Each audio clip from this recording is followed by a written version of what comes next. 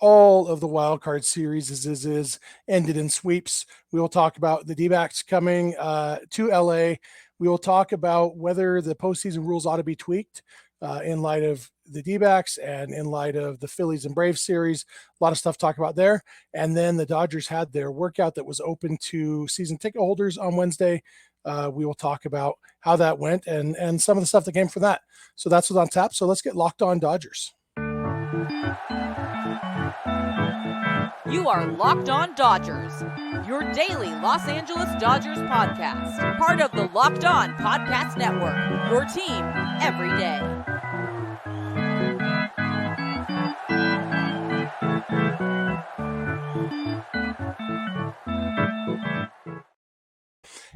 Hey, Dodger fans, this is Locked On Dodgers, part of the Locked On Podcast Network, your team every day. Thank you for making Locked On Dodgers your first listen every weekday morning. Remember, this show is free and available on all podcast platforms and on YouTube simply by searching for Locked On Dodgers. Or even better, go ahead and subscribe wherever you're watching and listening right now. Then you will never miss a day, and you can be an everydayer just like we are. If this is your first time with us, I am Jeff Snider. My co-host is Vince Samperio. He's that guy next to me on your screen if you're watching on YouTube. Vince and I are both lifelong Dodger fans just like you are. We've also both spent time covering the Dodgers in the press box and the locker room. So we're not quite insiders, but we bring you the smart fans' perspective on our boys in blue every weekday morning. This episode is brought to you by Sleeper. Swing for the fences on Sleeper picks, and you can win up to 100 times your money. Download the Sleeper app and use promo code LOCKEDON, and you'll get up to a $100 match on your first deposit. Terms and conditions apply. See Sleeper's terms of use for details. Currently operational in over 30 states. Check out Sleeper today. And Vince, speaking of sleepers, all four wildcard series ended in sweeps, which is kind of a sleeper. It kind of, not in a good way though. It's we have no baseball now today on Thursday, and it seemed kind of anticlimactic all across the board, didn't it? Yeah, it was. We didn't even really get good games necessarily. Some of them were close-ish, but they weren't good games. They were just games that were close-ish.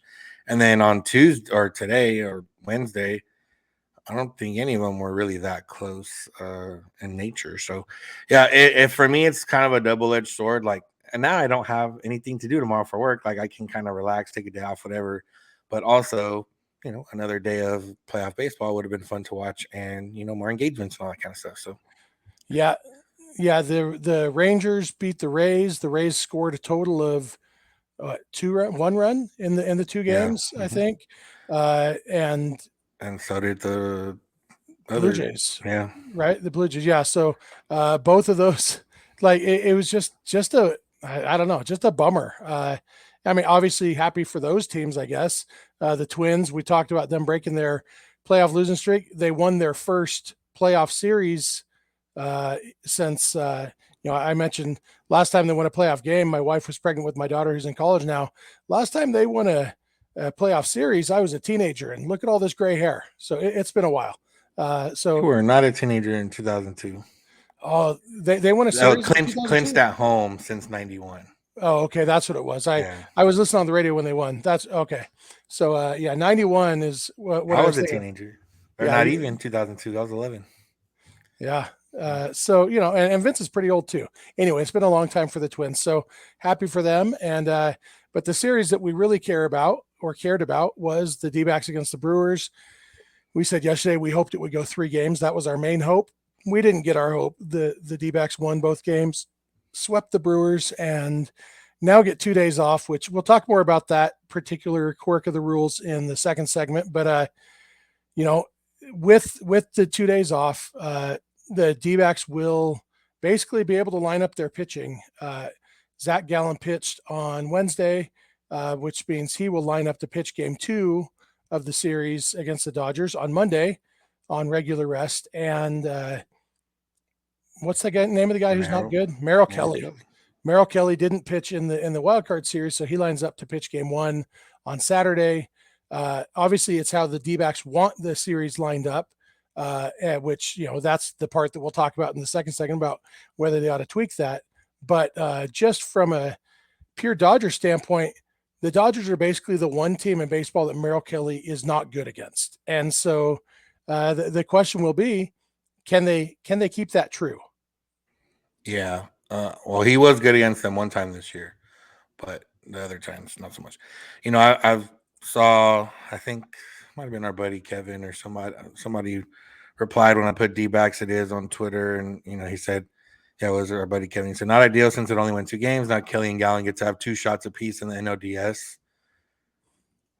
Yes, but also they could get 1 shot apiece if the Dodgers just sweep. And I saw people like a lot of the comparisons to, the Dodgers won the division. Now they're going to play the second place team and then the West, blah, blah, blah, blah, blah, kind of alluding to it's going to be the same as last year.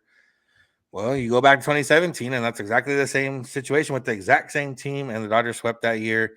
JD Martinez was in the series, and now he's on the right side of things. So the Dodgers are the better team, and if they lose, it's not because of anything other than they didn't play well enough or the D-backs played really, really well, which in theory is possible. But again, the Dodgers, you line up how it lines up. We'll talk about the other stuff in the next segment, but the Dodgers, the very least, what you could ask for is to not have to face the Brewers in that rotation, even though they lost Brandon Woodruff, and that's kind of what you got. Yeah, and you can focus on last year, or you could go to the year before that. When the Dodgers played the team that beat them in the National League West and beat them in the NLDS, or the year before that when they played the second place Padres and swept them in the NLDS. There's one series last year doesn't mean any more than the times they have succeeded. And really it's going to come down to, and we've said this all year, but now it's the rubber's really going to hit the road.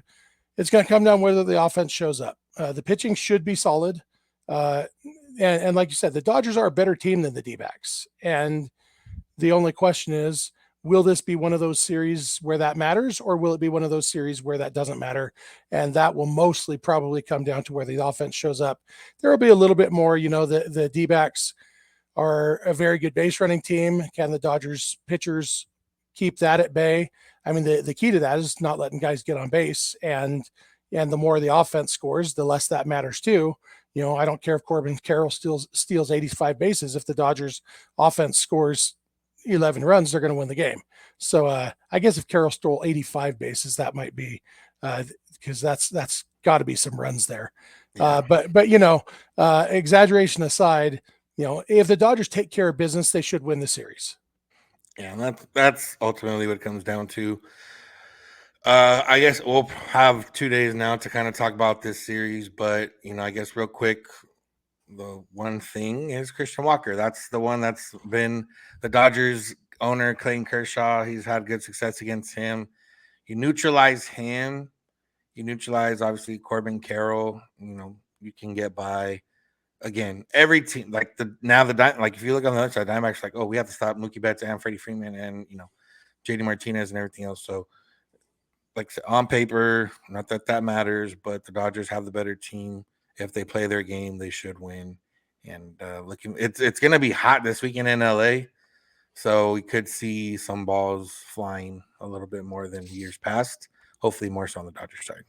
Yeah, and even Christian Walker, he's kind of like Cole Calhoun in that we remember the damage he's done, but if you actually look at the overall numbers, he hasn't been that good since. So in 2018 and 2019, his first 2 years in the league, he was awesome against the Dodgers. OPS is around or over 1,000, lots of home runs. Since then, he hasn't had an OPS against the Dodgers higher than 732 in a season. This year it's 594. And last year, even though he hit 6 home runs against the Dodgers last year in 19 games, his OPS was only 672. So he batted 192 against them last year. It was basically home run or nothing. This year, he didn't even do that. He batted 234, only had the 1 home run against them in 13 games, 51 plate appearances. So hopefully the Dodgers have figured out Christian Walker, which is funny because he's a better player now than he was in 2018 and 2019 when he was doing very well against the Dodgers. But, all of this, I bring up those numbers all just to say now we can throw the numbers out the window because it's the postseason, so it doesn't matter. I'm glad Cole Calhoun's on the D-backs because the disrespect he just gave him. He has like a 900 OPS against the Dodgers in his career. But he's had several bads. All of that is centered in a couple good seasons. 921. That's a lot more than bad. Well, okay. A little Anyway, bit. yeah. We'll come back in a minute. I'm glad he's not on the D-backs too. We're going to come back in a minute. We're going to talk about the fact that the D-backs get 2 days off. We're going to talk about the fact that the Braves have to play the Phillies, and are the current rules fair and should they be tweaked? So we'll get to that in a second. So please keep it locked on Dodgers. This episode is brought to you by Sleeper. MLB playoffs are here, which means the clock is ticking on your chance to 100 times your money on daily fantasy baseball. Baseball has never been more exciting than it is now with studs like Ronald Acuna, Mookie Betts, and some of the other guys who are actually in the playoffs. Pick more or less on stats for these stars like home runs, hits, strikeouts, and more for up to 100 times your payout on Sleeper. Get your picks right and you could win big. We've got a couple days to think about it, but looking at that Dodgers D-backs series, if you think that Mookie is going to feast on Merrill Kelly, you can put that in Sleeper, have a chance to get 100 time payout on your picks. Baseball, you can put that knowledge to use just by picking more or less on these stats. And, you're smart, get paid for being smart, and use promo code Locked On and you'll get up to $100 match on your first deposit. Terms and conditions apply. So see Sleeper's terms of use for details and check out Sleeper today.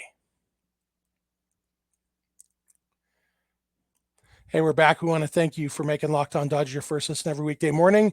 Remember, when Saturday rolls around and the Dodgers are on TV, maybe you don't have TBS or you're on the road or whatever, you can always listen to the Dodgers radio broadcast on Sirius XM or the SXM app simply by searching for Dodgers.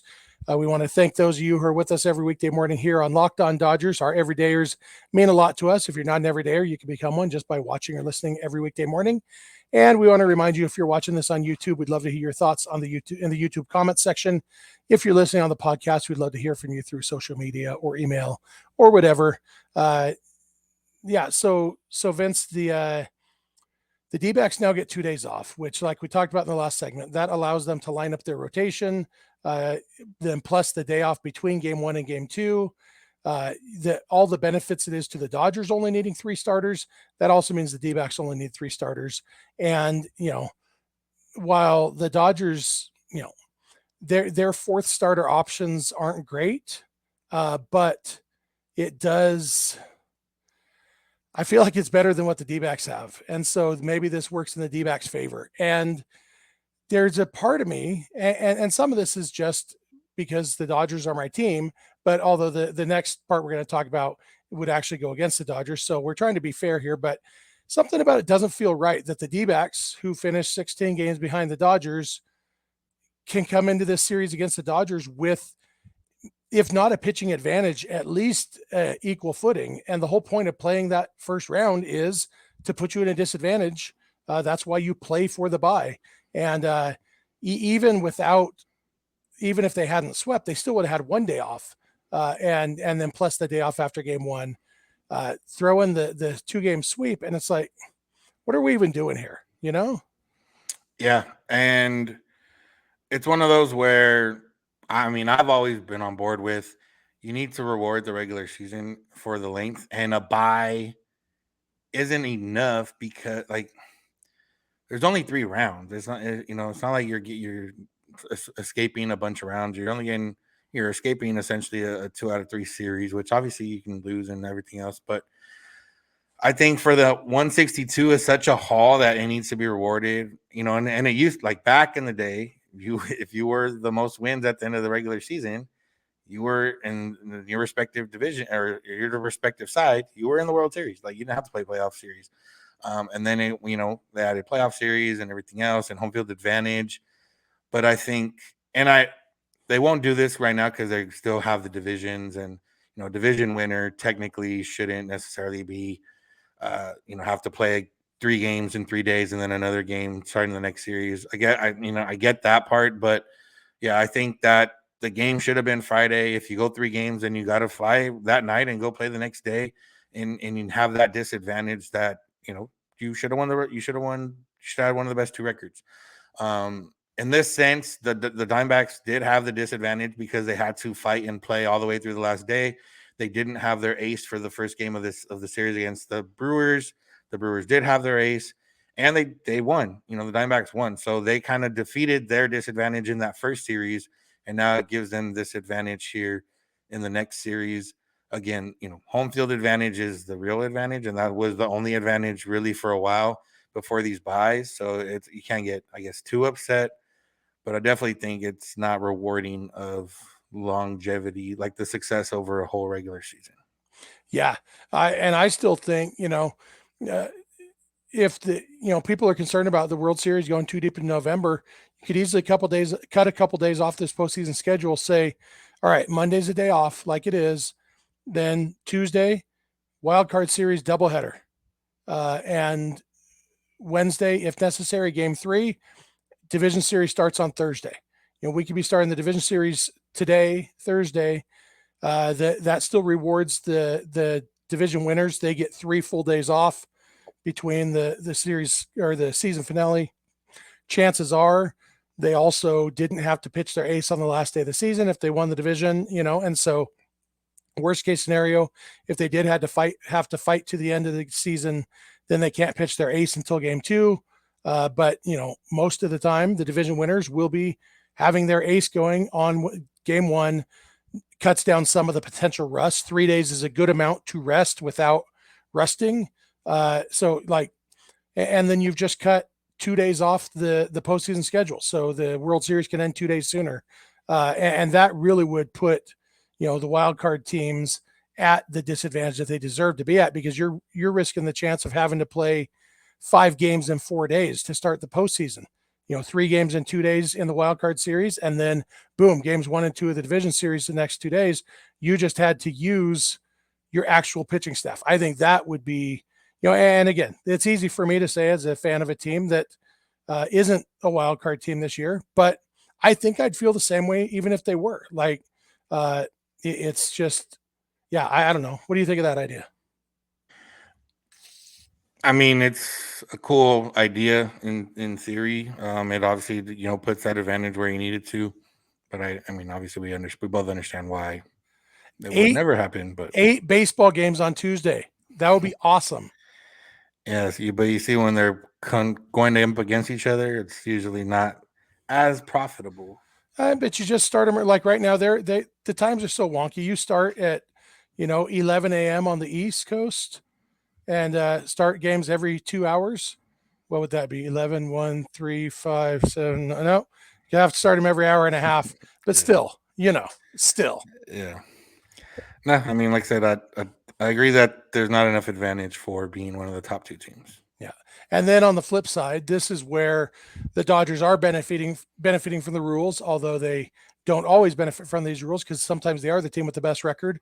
The Braves now, as the 1 seed, have to play the Phillies, who were the 4 seed, instead of the D-backs, who were the 6 seed, because of the way the bracket's set up and because MLB refuses to reseed each round. And I've always thought, and I still think, even though it's working in the Dodgers' favor this year, I think they should reseed. I think the Braves should be rewarded for being the best team in baseball. And so they should, in the division series, be playing against the worst team that's left in the National League. And that's the D-backs. And, obviously I'm glad this year that's not that way. But I still think it should be that way. Yeah, that plus, like, this is the 3rd year in a row that I know for sure it might be longer. 3rd year in a row where the first wild card team has a better record than at least one of the division winners. So, the Braves, not only do they not get to play the 6 seed, but they get to play the 4 seed, who was really the 3 seed because by record, how last year the Mets, would have been a 3 seed by record, how the Dodgers would have been the 2 seed by record in 2021. So, yeah, it's a lot of, almost every league is still tied to divisions. And once they kind of let those go and just go by best record, then you'll start getting a little bit more of, what is comparative. And especially now that everyone plays each other, like obviously you still have your division, you play more than anyone else, but it's not as much more. And you're playing everybody. And essentially you have similar results or similar schedule to everybody else. So yeah, I think they should reseed because what was the point? the Braves, your reward for winning 104 games and being the best team in baseball this year is to face a team that won 90 games. Yeah, and I guess I Oh, don't maybe they mind. wouldn't have been the fourth. The Brewers might have been better. I don't remember. I don't know how many games the Brewers won, but yeah, and I don't mind as much the wild card, like the third division winner automatically being the 3 seed. But I also wouldn't mind if they weren't. If they just did the 4 teams that don't get a bye, you're seeded by record, and then maybe you make sure that the third division winner gets the games at home, even if they are a lower seed or whatever. That's how you can reward them. But yeah, definitely going into the division series, they really should reseed. And it's just that one series that it matters really, because obviously the NLCS, it's just 2 teams. At that point, it doesn't matter. But yeah, it should be reseeded. I'm glad it's not this year. Hopefully the Phillies can take out the Braves and also wear themselves out in the process. I'm not going to wish for injury on anybody, but wink, wink, nudge, nudge. Fatigue. Yeah, fatigue. Lots and lots of fatigue over there in Philadelphia, but not until they're done beating the Braves. So. All right, we're going to come back in a minute. We're going to talk about the Dodgers workout that they had with fans in the stands on Wednesday. So please keep it locked on Dodgers. This episode is brought to you by Bunches. Okay, Dodger fans, you may have heard us talk about the free new app just for sports fans called Bunches. Bunches is a new social network built for sports fans. No politics, no doom and gloom, unless you're a Yankees fan, just sports. They've recently released a new scoreboard feature that lets you check live scores in the app and chat about live games as they happen. You can chat about the Dodgers. You can join the Locked On Bunch by clicking the link in the show notes or description to get the app, or go to the Apple Store and download Bunches now. It's a fun place to talk sports with other baseball fans. There's Dodgers chat rooms. There's a Locked On MLB group chat, all sorts of stuff. You can talk sports there on Bunches. So download the Bunches app today. And when you do, our friends at Bunches have featured the Locked On MLB Bunch in the Discover tab. You can also click the link in the description show notes to join the Locked On MLB Bunch community today.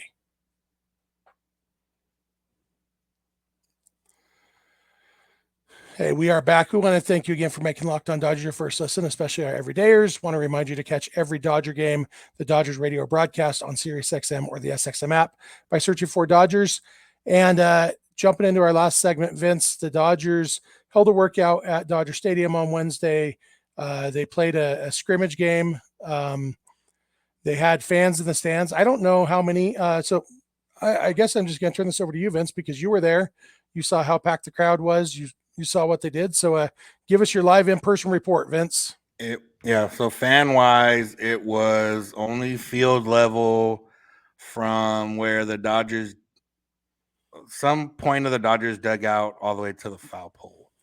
So not a lot of fans, but, enough to make some noise. It was a little funny at first because they had one of the in-game hosts there, before there was the Dodgers were doing batting practice and stuff before they actually started the, scrimmage simulated game.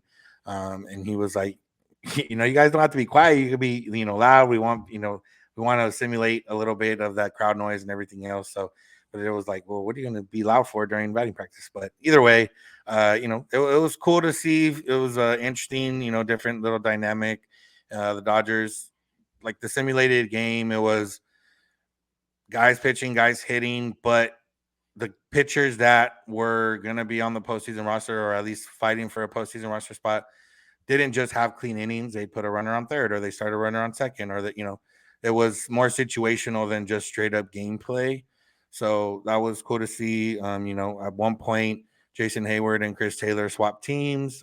One was wearing blue, one was wearing white, then they swapped. So it, very informal stuff they would normally do that maybe media is just there for it, and then they let some fans in it. I know fans got like free Dodger dogs and water, I think, when they walked in. So that was pretty cool. So yeah, again, the crowd noise. I had a video of Freddie Freeman hitting a single, and I posted on my Instagram, and somebody said, "Oh, that's a pretty good crowd." And I was like, "It sounds louder than probably how many people were there." But yeah, they were a good crowd. Like, they got a good crowd. It was people with season tickets or reward members or whatever they call it these days. And so probably about as many fans as the Rays had to watch them. that was a joke in the press box. The Rays had 20,000 people at their playoff game today. So that's something. I saw on social media, Miguel Vargas, Michael Busch, and Tucker Barnhart were all there. I don't know if we've even said the name Tucker Barnhart. The Dodgers signed him to a minor league contract sometime in the last, I think it was right at the end of August, just in time to make him eligible for the postseason roster. Did you notice what pitchers? I didn't see any news of any pitchers. Gavin Stone or Kyle Hurt, were they there? Kyle Hurt started the game for one of the sides, and Brian Hudson was there, and Michael Grove pitched. Obviously, he's still in the mix. I think that was the only ones of pitchers. By the way, Miguel Vargas was wearing number 27. I don't know if that's going to be his new number moving forward or not, but he can wear 17 because Joe Kelly has it now. Interesting. Did the Dodgers not have a 27 this year? I guess not. Is that what Trevor Bauer was wearing when he was on the team? I believe so. Okay. It'll always be Matt Kemp to me. But interesting. And then how did Kyle Hurt look? I think he needed more crowd noise. He was topping out at 96. I don't know exactly what he was doing. But he looked good. He had the stuff moving. He threw a scoreless first inning, ran into a little trouble in the second inning. That might have been Miguel Rojas bunted in a run at one point. That might have been off Kyle Hurt. I don't remember. But no, I mean, he still looked good. The stuff was still moving. I was sitting where I was in the press box in the row in front of me. There was a computer that was showing all like RPMs and miles per hour and all that stuff. So I was able to kind of keep track. And that was the one thing that stood out to me, is that he was topping out at 96, but the stuff was still working. Nice. Suicide squeeze or safety squeeze for Rojas? Safety squeeze. Okay. I kind of like that they're working on that here. The guys like, Rojas, Outman bunted for a hit last week. Obviously Austin Barnes should be bunting every time there's a possibility. I wouldn't mind seeing some more bunting for hits or runs. Obviously I don't love sacrifice bunts, but I like squeeze bunts and I like bunt hits. So I'd like to hear that. Yeah, Bruce Dog Gratterall's good thing the regular season's over, because his scoreless inning streaks would have come to an end. He started the inning with the runner on second, I believe. He gave up a hit, but the run didn't come in to score. Then Michael Busch took him deep to right field. So, yeah. Obviously, it was interesting because, as we know, Gratterall is good at, for the most part, not giving up hard contact. But the base hit he gave up was hard because the run didn't score, and then obviously the home run. But again, we don't know what these guys are working on, so there's not really results based.